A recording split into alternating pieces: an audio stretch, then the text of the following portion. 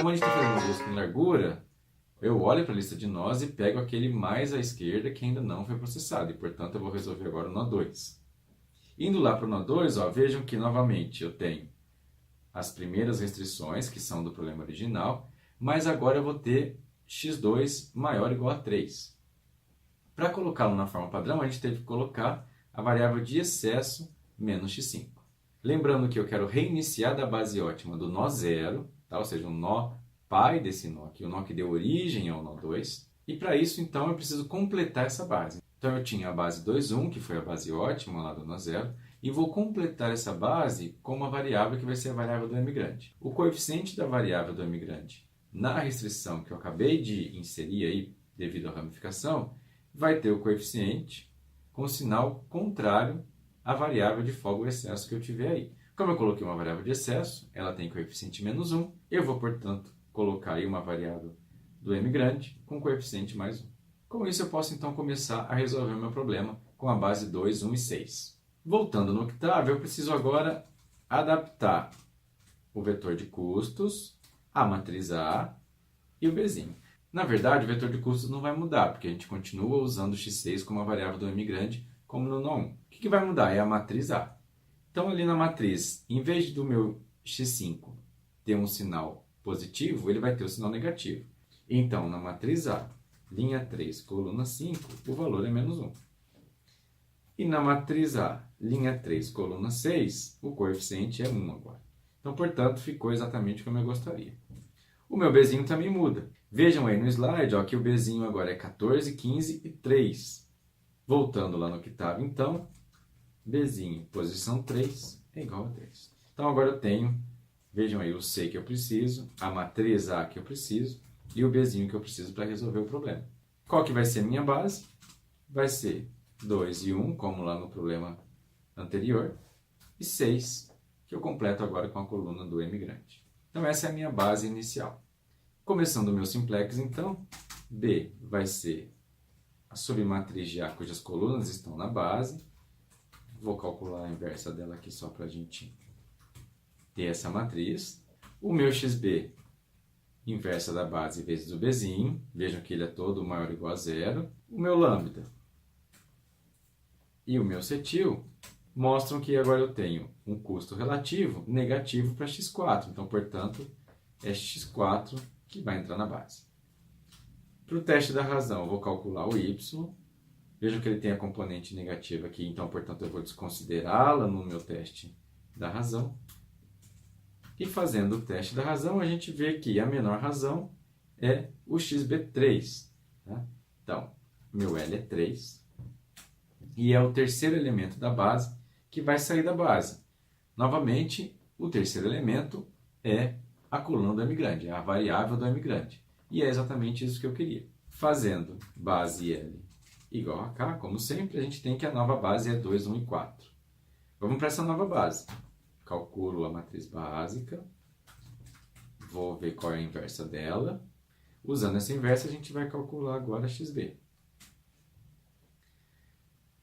Para saber se essa solução é ótima, vamos lá. Lambda e agora o nosso cetil. Portanto, é ótimo. Vejam que em apenas uma iteração, na verdade em uma troca de base, no comecinho da segunda iteração, a gente já acha a solução ótima. Para esse problema, então, a gente tem que essa é a base ótima, 2, 1, 4. Temos aí os dados, as informações que eu acabei de gerar lá no Octave, para essa última iteração. Volto na minha árvore e lá no nó 2 eu coloco a solução que eu encontrei em termos de x1 e x2 e o valor ótimo dessa solução me dá um limitante superior. Vejam que eu tenho uma variável fracionária, que é x1, e a partir dessa variável eu vou criar dois ramos, o nó 5 e o nó 6. O arredondado para baixo de x1, na solução ótima do nó 2, e o arredondado para cima de x1 na solução ótima do nó 2. Então eu tenho agora em aberto os nós 3, 4, 5 e 6. Como a gente está usando a estratégia de busca em largura, vou resolver agora o nó mais à esquerda da minha lista de nós, que é o nó 3. Então perceba que a gente está percorrendo os nós da árvore, de fato, em uma largura, faixa por faixa. Então veja que a gente resolveu o nó 0, depois os nós 1 e 2, e agora a gente teria que resolver os nós 3, 4, 5 e 6 aí na sequência. Vamos começar pelo nó 3. O nó 3 já ficou um pouquinho mais complicado. Veja que a gente tem agora 4 restrições no problema. A gente acumulou o x2 menor ou igual a 2 da primeira ramificação e agora a gente tem o x1 menor ou igual a 3. Então a gente tem 2 restrições a mais. A ideia aqui é usar sempre a base ótima do nó que deu origem a esse nó aqui. O nó que deu origem ao nó 3 foi o nó 1. Lembrando então, como vocês estão vendo aí no slide, ó, que a base ótima do nó 1 foi a base 2, 1, 3. Tá? A gente vai querer continuar a partir dessa base, só que a gente tem uma restrição a mais agora e a gente tem que completar essa base. Para completá-la, então, a gente vai usar novamente uma variável artificial do Big M, como a gente fazia antes. Mas vejam que agora, ó, como eu tinha uma variável de folga nessa nova restrição aí de ramificação, o coeficiente é mais aqui, é positivo, então eu vou criar a minha variável artificial do M grande com o coeficiente menos 1. Tá? Só tomem cuidado para não se confundir, eu não vou usar mais aquela restrição lá de ramificação do x2, aquela já foi. Lá no nó 1 eu já coloquei um M grande para ela, já fiz tudo que eu tinha que fazer para ela. Tá? Agora eu quero completar a base com a última restrição que eu adiciono. E a última restrição que eu adicionei foi a ramificação no x1. Então é nessa restrição de ramificação do x1 que eu vou colocar o coeficiente do M grande diferente de zero. Voltando aqui para o octave, basta a gente fazer agora a modificação dos meus dados. Então lembrando, eu tinha o vetor de custos, a matriz A e o Bzinho que eu usei no último nó que eu resolvi. O vetor de custos vai mudar. Vejam agora que a posição 6 dele é 0 e eu vou ter o M grande lá no x7 apenas. Então eu coloco C6 igual a 0 e C7 igual a 100. Então esse agora é o meu vetor de coeficientes aí da função objetivo. Nessa matriz A, ó, a gente mantém ainda na linha 3 o coeficiente 1 para x2, 1 para x5 e 0 para x6 e x7. Então, na minha matriz A, linha 3, coluna 2 é 1. Matriz A, linha 3, coluna 5 é 1. Na coluna 6 é 0, tá? Porque eu não tenho mais uma variável de M grande aí nessa restrição. Onde aparece o M grande? Na restrição de baixo. Então, vou ter que criar uma linha 4 lá na minha matriz, agora com ó, 1 aqui no x1, 1 no x6 e menos 1 no x7. Matriz A, linha 4, coluna 1 é igual a 1. Matriz A, linha 4, coluna 6 também é 1. E agora, na linha 7, é onde tem o nosso coeficiente da variável artificial, menos 1. O Bzinho, falta eu atualizar. Então, B na terceira posição é 2, B na quarta posição é 3. Então, agora eu tenho o meu vetor de coeficientes da função objetivo, minha matriz A e o meu Bzinho exatamente como eu precisava. A base inicial vai ser a base que eu tinha lá no nó 1, 2, 1 e 3, completada com o índice da variável do M grande. Então, essa é a minha base inicial, 2, 1, 3 e 7. Fica um pouco mais complicado resolver assim? Fica um pouco mais complicado resolver assim. Só que a diferença agora é que em poucas iterações vocês vão ver que uma troca de base, em geral, é o suficiente para achar a solução ótima. Então, a gente está economizando o tempo aqui de resolução. Começando o meu simplex, matriz básica, colunas da matriz A que estão na base. Solução básica, B a menos 1, Bzinho. Tá?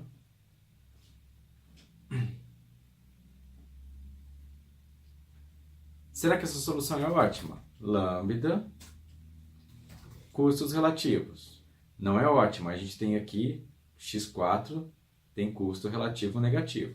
Então, x4 é quem vai entrar na base, e para ele entrar alguém tem que sair. Então, vamos fazer o teste da razão e ver quem sai. Y, inversa da matriz básica, vezes a coluna AK, tá? E agora o meu teste da razão. Vou considerar apenas as componentes com y maior que 0, ou seja, essas duas. E a menor entre elas, ó, essa daqui é 13, 1.3 vezes 10, tá? E essa daqui é 1. Então, a menor delas é xb4. Então, L igual a 4, x7 sai da base, e a minha base se torna, então, 2, 1, 3 e 4.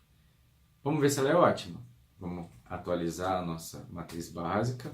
Vou calcular a inversa dela aqui, só para a gente saber qual que é. Vou calcular o meu xb. Essa é a minha solução, tá? E vou ver se ela é ótima. Lambda cetil. Pronto. Em uma troca de base, a gente achou a solução ótima do problema, tá? Então, a minha base ótima foi 2, 1, 3 e 4. Na solução ótima, a gente tem x1 igual a 3, x2 igual a 2. Essa, portanto, é a solução ótima da relaxação linear do problema. Vejam que nesse problema a gente não impôs nenhuma restrição de integralidade, mas que naturalmente ele levou a uma solução ótima inteira. Voltando na árvore branch and bound, eu coloco lá no nó 3 qual foi a solução ótima que eu consegui, x1 igual a 3, x2 igual a 2, com valor ótimo 8. E além disso, eu atualizo lá em cima. Veja que agora eu coloquei essa solução como uma incumbente. Então eu achei uma solução inteira, checo se ela é a melhor que eu tenho até o momento, no caso é a única que eu encontrei até o momento, e se ela for melhor, eu vou usar essa solução como incumbente. Então eu acabei de achar também um limitante inferior. Então eu sei que 8 é um limitante inferior para o valor ótimo do problema com restrições de integralidade. Com essa informação, eu posso checar agora se vale a pena eu continuar resolvendo os nós seguintes. Eu tenho um limitante superior aqui no nó 1, que é 8,5. Então ele está me dizendo que daqui para baixo, qualquer solução que eu encontrar vai ter valor ótimo 8,5 ou menor. Eu já encontrei aqui no nó 3 uma solução inteira com valor 8. Se o limitante superior é 8,5, eu não tenho como encontrar uma outra solução com valor melhor que 8. De fato, nesse problema aqui, uma solução melhor que 8 seria 9, mas eu já sei que o limitante superior desse nó para baixo é 8,5, então eu só vou encontrar 8 ou algo pior que 8. Então esse nó 4 eu não preciso nem resolver, ele já é eliminado por limitante. Vejam que a mesma conclusão eu posso tirar para o nó 5 e para o nó 6. Por quê? O nó pai do nó 5 e nó 6 é o nó 2, que já tem o limitante superior 8. Então eu sei que daqui para baixo eu vou conseguir uma solução ótima de valor 8, ou pior do que isso, eu já tenho uma solução de valor 8. Então eu já posso parar aí o meu branch and bound. Então vejam que é importante essa parte de analisar os limitantes, tá? Comparar sempre limitante inferior e superior para poder eliminar os nós por qualidade. Porque senão vocês teriam que fazer toda essa fileira aí de nós, tá? E perderia muito tempo com isso sem necessidade. Então veja que a operação de limitação aí, né, o bound do branch and bound, é extremamente importante para evitar aí cálculos desnecessários. Então fiquem sempre ligados nessa questão dos limitantes inferior e superior para evitar fazer cálculo desnecessário, para evitar perder tempo. Então com isso a gente finaliza o nosso método branch and bound. Todos os nós aqui foram processados, resolvidos ou eliminados, tá? E a gente já pode garantir que a solução ótima é a solução incumbente que a gente encontrou. x1 igual a 3, x2 igual a 2. Ufa! Fica como exercício agora para vocês repetir todos esses cálculos que eu fiz aqui, resolver novamente esse exercício e também resolver agora o exercício 2, da mesma forma que eu fiz. Começa fazendo a árvore branch and bound do nó 0, resolve, faz os cálculos pelo octave, vai para o nó 1, para o nó 2, vai fazendo as ramificações e modificando lá no octave e sempre anotando na folha e anotando nos nós do branch and bound. Cuidado com os limitantes.